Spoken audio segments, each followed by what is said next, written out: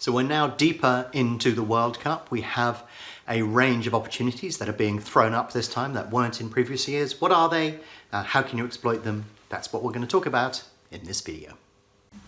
Please like and comment on the video below. That will allow me to produce better quality videos and more of them in the future. So I thought, rather than you having a view of me sat at my desk, let's do something outside and enjoy this beautiful weather that we have at the moment. But less of that, what's going on at the World Cup and what impact is VAR having on the World Cup? Well, a tweet that I put up a little while ago sort of confirmed what I suspected when I did this video previously, in that people are attempting to anticipate what's happening with VAR. So on one of the earlier matches, I can't remember which one it was, but I will put the graphic up so that you can see. There was a penalty shout, but the match continued, and you could see the market actively reacting to the potential of a penalty being awarded using VAR. And that seems to be something that is happening within the tournament.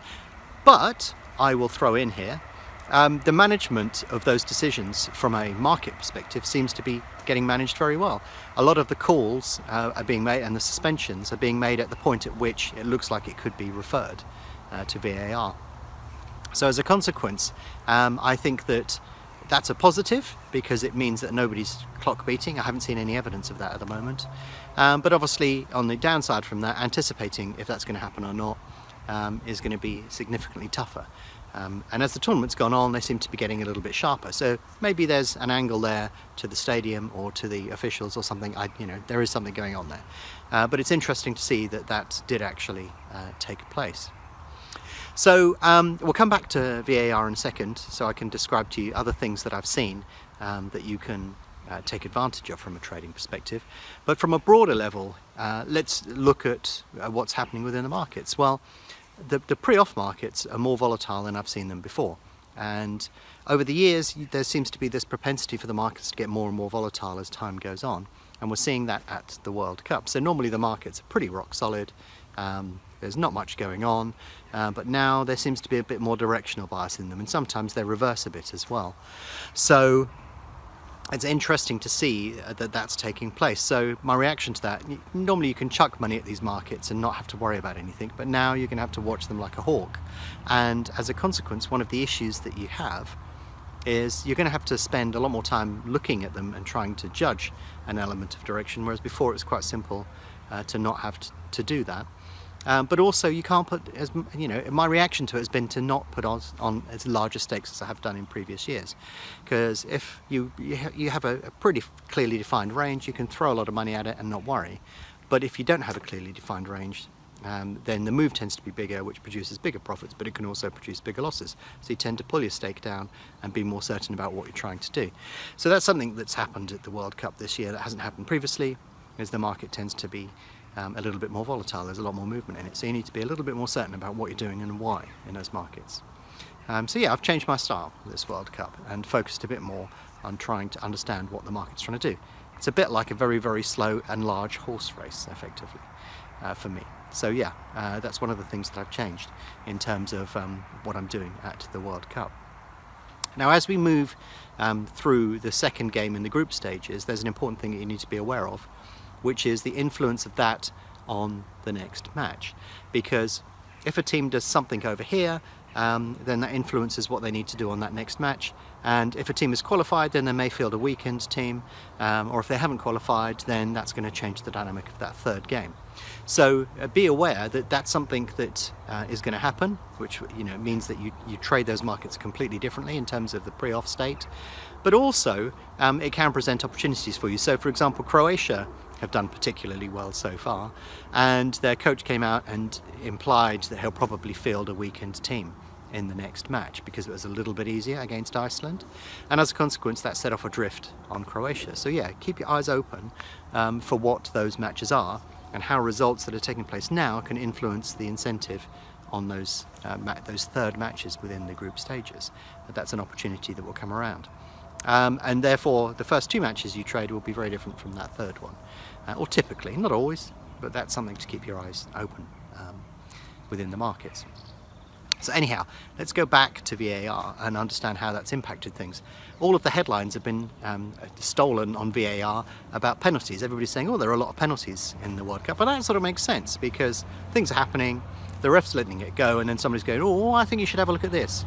Apart from if you're an England player. If you're Harry Kane, I think, you can get chucked to the ground liberally, and of course that doesn't qualify for VAR. But if you just raise your hand slightly, then it does.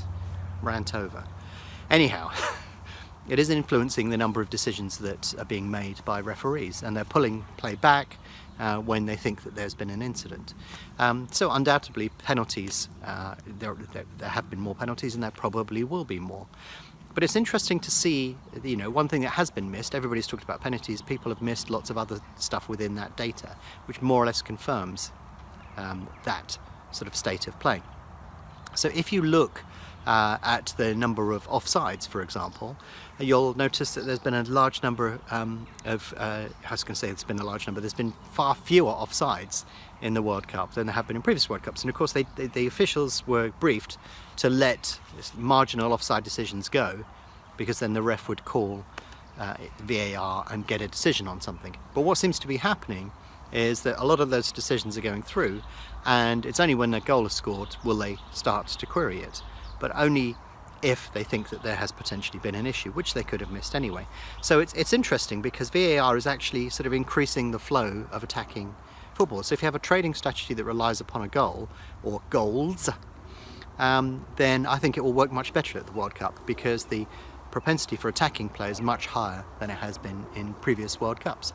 So, that's interesting to spot. So when I saw that, I started to dig around a bit and try and understand, are there other things within that that would confirm that characteristic or confirm a certain type of play, which would help me, guide me towards a strategy that would be valid. And what I found was that the number of goals from set pieces is quite high as well. So I started thinking, well, maybe what's happening is the defenders know they can't get away with murder any longer, apart from Tunisia. And therefore, are they just sort of not being as aggressive as they could have done, or perhaps, playing things ultra safe, because if they make a mistake, they know they're going to get pulled up on it. Or if they do something a bit naughty, they're going to get pulled up on that, and there will be a penalty or something like that. So I sort of think that perhaps that is playing into the mix as well. And all of the statistics are pointing towards it being beneficial to attack, and it being a little bit harder for defenders to get up to the normal tricks that they did. They've got to play it absolutely by the book, or they will get caught by VAR. So I feel that as we go through the World Cup and as we go into the later stages, that's going to be the key. If you're looking at what was a dangerous attack before, it's a very dangerous attack. And if you're looking at something that doesn't have much in it, then it may develop into something more. So if I was a coach, I'd be saying to them, just throw everybody forward, attack constantly, push those balls in, try a few things, and you never know what's going to happen. Anything could happen. And from a trading perspective, you can take advantage of that, because it sort of amplifies what you could consider to be a dangerous attack. So if you're looking for a goal, then you'll basically be in the market for a little bit longer, and you'll probably be a little bit more aggressive if you're looking for that goal. And if you're looking for a lack of goals, you need to be careful, because I think that will play against you, and you'd have to be super cautious to try and anticipate that there isn't going to be a goal, because it could just come out of nowhere. And it'd be interesting to see if any of the coaches pick up on this, because I think that that's something that would be beneficial for teams to pick up on and start to leverage. If they start to push the boundaries a little bit, you're not supposed to ask for VAR, but all the players are anyway. It'd be interesting to see how that will play out, and whether that will directly influence refs or the way that individual teams are playing, because I think necessarily it probably will.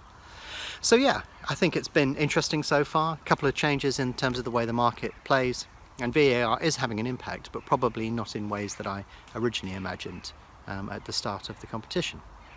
So looking forward to the remainder of the tournament, and hopefully the weather will remain good, and that we can enjoy a nice long run within the World Cup, whatever your team is.